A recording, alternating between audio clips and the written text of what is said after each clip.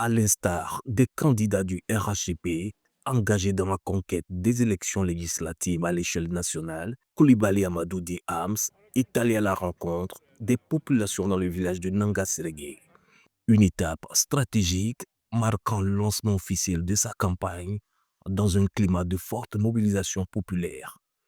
Entouré de ses pairs et de militants du RHGP, le candidat à sa propre succession a bénéficié d'un accueil exceptionnel de la part des populations locales, sorties massivement pour témoigner leur adhésion.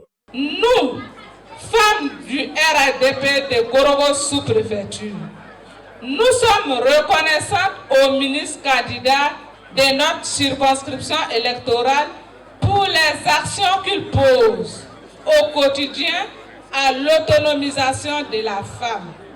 Ces actions ont un impact positif, significatif dans l'amélioration des conditions et de la qualité de vie des femmes de notre circonscription. Ce élan de solidarité, perçu comme un véritable plébiscite, traduit la confiance renouvelée accordée aux députés sortants, reconnus pour ses actions concrètes en faveur des communautés.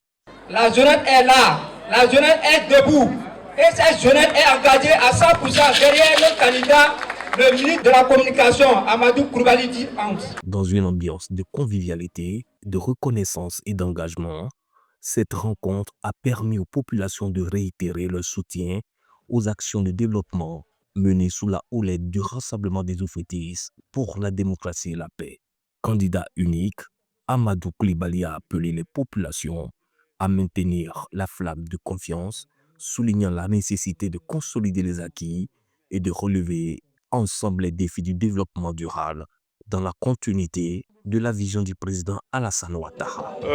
Pour nous, il s'agit de venir demander le suffrage de nos parents pour nous permettre de continuer l'œuvre du président Ouattara en lui donnant ce deuxième volet du pouvoir qui est l'Assemblée nationale. Les populations lui ont fait confiance en lui donnant l'exécutif. Mais vous savez très bien que dans notre système, il faut aussi avoir le pouvoir législatif puisque tous les textes passent par l'Assemblée nationale. Cette étape de Nangasérégué s'inscrit ainsi comme un rendez-vous de confirmation, prélude à une dynamique déjà bien engagée pour la validation d'un second mandat. La caravane du candidat met désormais le cap sur Lata, Fonovogo et Sowo, prochaine étape d'une campagne placée sous le signe de la proximité et de la continuité.